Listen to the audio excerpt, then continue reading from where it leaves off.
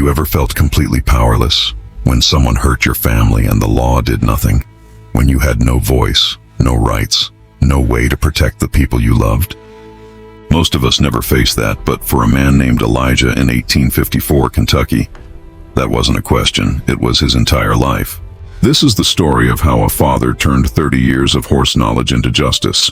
Not loud justice, not fast justice, but patient justice that took 2 years and fooled everyone. Spring 1854, the Brennan estate in Kentucky, 800 acres of the finest horse country you've ever seen, with beautiful pastures, expensive thoroughbreds, and a system built on slavery. Elijah was 40 years old, born enslaved, would die enslaved according to every law in Kentucky, but he had a gift that even his master respected. He understood horses better than any man in 3 counties. When a wild stallion wouldn't calm down, they called Elijah. When the governor's prize mare needed training, they sent for Elijah specifically. He could read a horse's mind, spot problems before they showed, gentle the most dangerous animal with just his voice. 30 years of working with horses taught him everything about how they think, how they trust, and how they break. The only thing Elijah loved more than horses was his daughter Sarah, 14 years old that spring, working the stables beside her father, learning everything he knew. She was his whole world. Then May 17th happened. Richard Brennan, the master's eldest son, 28 years old, drunk and angry, found Sarah alone in the tack room, and what happened next took 7 minutes. 7 minutes that destroyed a father's faith in everything. Elijah heard her scream, came running with murder in his heart, and Richard beat him down with a riding crop, made him listen through a locked door while his daughter sobbed. When it was over, Richard walked away whistling, said he'd be back for her often. Elijah carried Sarah back to their cabin that night, and something inside him cracked. Not broke, cracked, like ice before it shatters completely. And through that crack, something cold started spreading. The next morning, Master Brennan called Elijah to the main house. Richard says you came at him with a pitchfork. Boys will be boys, Elijah. You know how it is. Your girl stays out of the stables after dark. That's an order. Boys will be boys, like assault was weather. Like his daughter's pain was just the cost of living. That's when Elijah understood. No justice was coming. No protection. No punishment for Richard. Just words that made Master Brennan feel better about looking away. But here's what Master Brennan didn't understand. Elijah knew how to break things that looked like accidents. 30 years of horse training taught him that. And he had all the time in the world. 2 years later, all 3 of Master Brennan's sons were dead. All 3 deaths looked like horse accidents, and Elijah walked away free. So how does a stableman kill 3 men without ever touching them? How does patience become the perfect weapon? To understand that, you need to see what happened next. Because what Elijah did with knowledge, time, and a father's broken heart will change how you think about justice forever. The night after Master Brennan dismissed his daughter's assault like it was nothing, Elijah stood in the stable doorway looking at Midnight, Richard's prize stallion. Black as midnight water, worth $3,000. The horse Richard loved more than anything.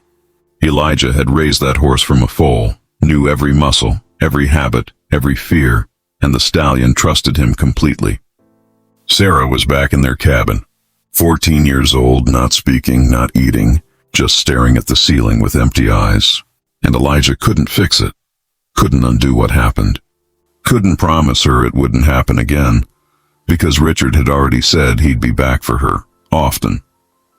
Standing there in the lantern light with the smell of hay and leather around him, Elijah realized something that changed everything. He couldn't change the laws, couldn't stop Richard legally, couldn't protect his daughter through any proper means because enslaved people had no legal means. No courts would listen, no sheriff would help. Master Brennan had made that clear, but he could break a horse in ways that looked like accidents. 30 years of knowledge about how horses think, how they react, how they trust, how they remember. All of it sat in his hands and his mind. And for the first time, he saw it differently. Not as a gift for serving masters, but as the only tool he had left. He walked into Midnight's stall that night and ran his hands over the stallion's neck, feeling the warmth and trust, and the horse nuzzled his palm, gentle and affectionate. And Elijah whispered, "I'm sorry, you don't deserve this. because he understood what he was about to do. To stop Richard from touching Sarah again, he'd have to kill a horse he loved. And killing Midnight meant killing part of himself too. He thought about Sarah's blood on her dress, the way she wouldn't look at him now, the shame in her eyes that shouldn't be there because she did nothing wrong but lived in a world that said her body wasn't hers to protect. He thought about Richard's laugh, the casual way he buttoned his shirt and walked away whistling like he'd done nothing worse than break a glass. He thought about Master Brennan's words, "Boys will be boys," as if what happened to Sarah was just weather, just something that passes, just the cost of living. His hands tightened on Midnight's mane and he made his choice. Yes, God forgive me, but yes. What Elijah does next takes 3 months of invisible work. And if you want to see how patience becomes justice, hit that subscribe button because this story gets more unbelievable from here. 3 months pass and every single day is agony. Elijah becomes the perfect slave, quiet and obedient and broken, they think. He says yes, master, and no, master, and keeps his eyes down. And Master Brennan even pats his shoulder once, pleased that Elijah finally knows his place. But inside Elijah's chest, something cold is counting days. Week 1, he stands in Midnight's stall at night, running his hands over the stallion's neck and whispers, "Forgive me," before moving the saddle's balance point just slightly forward. His hand shaking because he's never used his gift to hurt before, only to heal. Week 2. Sarah appears in the stable doorway, 14 years old and hollow-eyed. She doesn't speak anymore, just stares at nothing. And when Richard walks past her, he leans close and whispers something that makes her flinch, and Elijah's hands stop shaking. Week 4, he mixes the saddle soap with scent that will agitate Midnight. And when the horse nuzzles his palm, trusting and gentle, Elijah has to turn away because he's killing an innocent animal to kill a guilty man, and the cost is burning a hole through his soul. Week 6, Richard comes to the stable drunk, grabs Elijah by the collar and says, "I'm thinking about visiting your girl again. Been too long. I miss that fire she had before I broke it." And Elijah smiles and nods and says, "Yes, Master Richard," while inside his head he's counting. 6 more weeks. Just 6 more weeks. Week 8, the stirrups get adjusted and Elijah's hands are steady now. Steady like they've never been, because he's made peace with what he's becoming.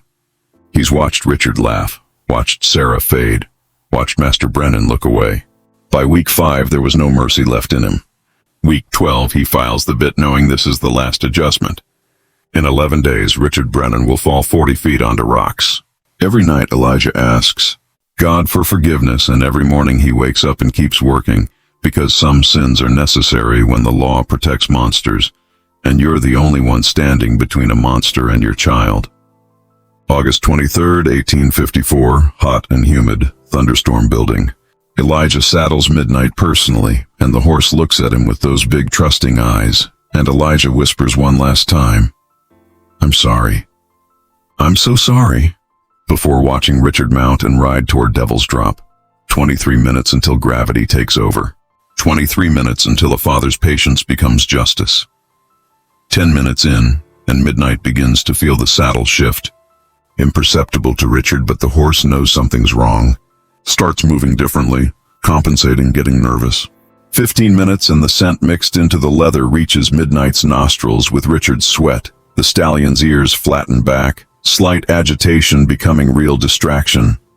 20 minutes and they reach Devil's Drop, that steep section where the trail cuts along a cliff edge, 40 feet above rocks and creek bed, the kind of place you need a calm horse and perfect balance.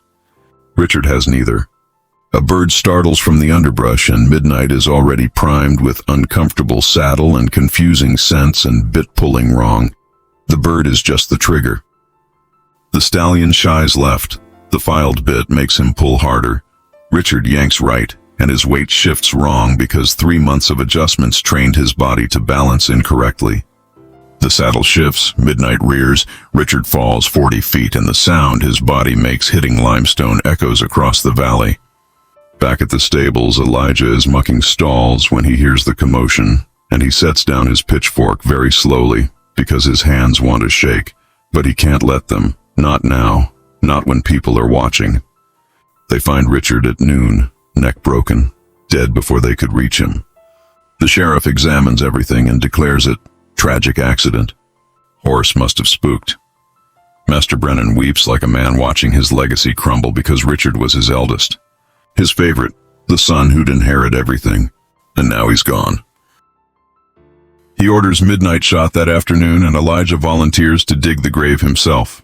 When he's alone with Midnight's body, he cries real tears because he loved that horse. Raised it from a foal, and killing it to kill Richard doesn't feel like victory. It feels like losing another piece of his soul. That night, he stands at the grave running dirt through his fingers, asking if it was worth it. He thinks of Sarah still not speaking, Richard dead, but the damage done, Midnight's trusting eyes. Then he remembers Richard's laugh, the brothers who held that tack room door shut that night, who made sure no one would interrupt. Master Brennan's boys will be boys. His hands tighten in the soil. Yes, it was worth it. And the other two brothers who helped Richard destroy his daughter, they're next. 3 days after Richard's funeral, they take Sarah. Elijah finds out that morning when the overseer comes to the stable and says, "Master's selling your girl, wagon leaves in an hour. Best say your goodbyes now." Sarah is 14 years old and 2 months pregnant from Richard's assault, and Master Brennan can't have that scandal on his plantation, so he's selling her downriver to Mississippi for $200. Elijah holds his daughter for the last time in their cabin. She's still not speaking, still hollow-eyed, and he whispers, "I'm going to make this right, I promise you. I'm going to make them all pay," but she just stares past him like she's already gone. He watches the wagon carry her south from the stable doorway. Can't follow, can't stop it, can't save her. Just stands there with his arms at his sides while his whole world disappears down a dust road. That's when something inside him breaks completely. Not cracks anymore, but shatters. The part of him that felt mercy, that felt doubt, that felt anything except cold mathematics. That part dies the morning he watches Sarah leave. 6 months later, a letter comes. Master Brennan reads it in his study, then throws it in the fire. But Elijah hears him tell the overseer, "The girl died in childbirth. Baby too. Waste of $200. Elijah doesn't cry, doesn't scream, doesn't break.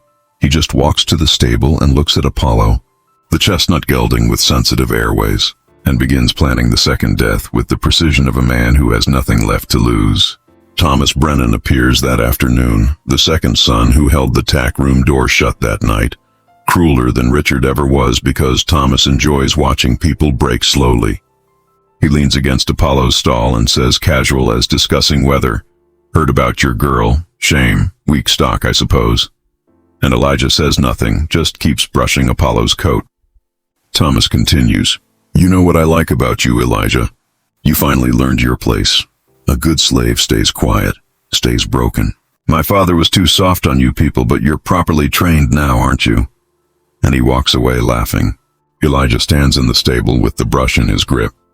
Then he looks at Apollo, and the horse looks back with those large, trusting eyes, and this time when Elijah begins to plan, his hands don't shake at all, because there's nothing left inside him to shake. Just cold, patient rage and almost a year to make it perfect. Here's what Elijah understands that Thomas never will. You can kill a horse slowly if you know how. Can compromise their lungs so gradually that no one notices until it's too late. Apollo has a slight cough. Most horses do in winter, normal irritation, but Elijah knows how to make it worse, how to turn a cough into a death sentence. For 8 months he works invisible and patient. Small amounts of moldy hay mixed into Apollo's stall, dust from the hayloft accidentally falling into the feed, switching the bedding to straw that holds more dust. Every change imperceptible on its own, but together they're destroying Apollo's lungs week by week. The cough gets worse and Thomas dismisses it. Just dust. All horses cough. A veterinarian comes in August, examines Apollo, says keep the stall cleaner. And Elijah nods. Yes, sir, then does the opposite because Thomas doesn't deserve clean air, and neither does his horse. Every night Elijah stands in Apollo's stall listening to the horse's labored breathing and thinks about Sarah. 14 years old and 2 months pregnant, sold downriver, dead in childbirth 6 months ago along with the baby. And his hands stay steady because there's nothing left inside him to shake. Just cold mathematics and the certainty that Thomas Brennan will pay for holding that door shut. November 12th, 1855, and a fox hunt is planned. 8 riders, miles of hard galloping across Kentucky bluegrass. Thomas lives for showing off, and Elijah makes sure Apollo's saddle is tightened 1 notch too tight that morning. Make sure extra dust is in the feed. Make sure everything is perfect for what's about to happen. The hunt begins at 10 o'clock, and by the 3rd mile, Apollo's breathing turns desperate. Foam at his mouth pink-tinged with blood. Thomas spurs him harder, but the horse's lungs can't pull enough oxygen. Each breath is agony, and on the 5th mile, Apollo's legs simply stop working mid-gallop. Just stop like someone cut the strings. The horse collapses and Thomas flies 15 feet through the air before his head hits an oak tree with a crack that echoes across the field. Thomas Brennan dies at 26 years old with a fractured skull, and Elijah helps carry his body home with his face empty and neutral, the perfect grieving slave. Master Brennan weeps like a man watching his world end because 2 sons in 18 months, both horses, both accidents, and that night he sits alone in his study with a bottle of whiskey asking God why. Apollo is euthanized and Elijah digs the grave himself because that's what makes it perfect. The man who grieves is never suspected, and when he's alone with Apollo's body, he cries real tears because killing innocent animals to kill guilty men costs something. Costs pieces of his soul he'll never get back. But he thinks of Sarah's face and Thomas's laugh and the tears dry fast. 2 sons down, 1 more to go. And 3 days later, the youngest son appears in the stable doorway watching with eyes that say, "I know." And Elijah knows the hardest part is just beginning. Jonathan Brennan is different from his brothers. 24 years old, quieter, smarter, the kind of man who watches and thinks before he acts. And he also held that tack room door shut the night Richard destroyed Sarah, but he always hung back. Always observed, and now he's observing Elijah.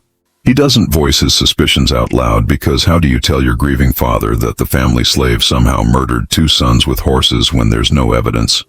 When both deaths were witnessed accidents, when it sounds insane. But Jonathan isn't stupid and he knows patterns when he sees them. So he starts watching. June 1856, and Jonathan checks his horse Tempest every single morning. Inspects the saddle, the bit, the girth, the stirrups. Varies his riding routes randomly so Elijah can never predict his path. Even sleeps in the stable some nights watching through gaps in stall doors. And Elijah knows he's being watched, so he does absolutely nothing. Just perfect behavior, model slave, every task flawless, every horse healthy. 6 months of Jonathan finding nothing because there's nothing to find. July becomes August becomes September, and one night Jonathan confronts his father in the study. We need to talk about Elijah. 2 brothers, both horse accidents within 18 months, that's not coincidence. And Master Brennan looks at him with exhausted red eyes and says how? Tell me how a slave who never touched Richard that morning, who was mucking stalls when Thomas rode out, how did he murder my sons with horses he never went near? And Jonathan has no answer because it seems impossible. His father stands, walks to the window staring at the stables and says if Elijah really did this, if he's that dangerous, then you're making yourself his 3rd target. Be careful. And it sounds like a prayer for the already dead. October and Jonathan is still watching, but he's starting to feel foolish. Maybe grief is making him paranoid. Maybe 2 accidents really are just terrible luck. His brothers were always reckless riders. Maybe he's seeing patterns where none exist. November and he's checking his equipment less frequently. December and he stops sleeping in the stable. January 1857 and he's back to normal routine. Same morning ride, same trail, same comfortable pattern because vigilance is exhausting and 16 months is a long time to maintain that level of fear. And eventually every person craves the comfort of routine. Elijah watches him relax, watches the exact moment Jonathan stops being careful, and that's when he knows. The horse is ready, time to teach the final lesson. Here's what 30 years of training horses taught Elijah. The hardest part isn't the breaking. It's the waiting. You can have a perfect plan, but if the animal isn't ready, if it's still on guard, you wait. Some trainers rush and ruin everything, but Elijah learned patience from horses. Learned that even the smartest prey animal has finite energy for vigilance. That eventually trust returns, that routine is a weakness. Jonathan has been vigilant for 16 months, but now he's tired and comfortable, and that's exactly where Elijah needs him.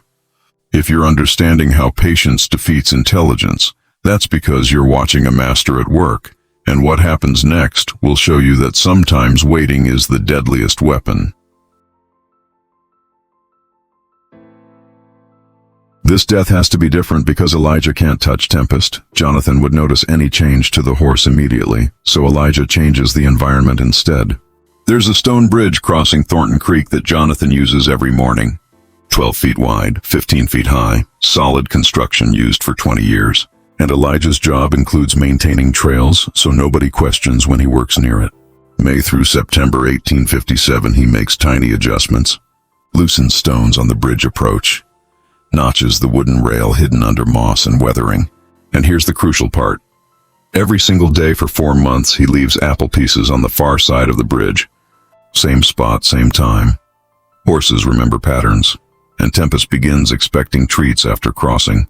Begins pulling slightly harder, approaching the bridge eager for those apples. October 7th, 1857, first frost of the season, Jonathan saddles Tempest at 9 in the morning and rides out to check the eastern boundary fences along his usual route. 20 minutes in, and Tempest smells apples ahead. 4 months of conditioning kick in with anticipation. The horse pulls forward wanting those treats, and Jonathan lets him because they've crossed this bridge 1,000 times. The first hoof hits loosened stones and they shift. Tempest stumbles, throws his weight sideways.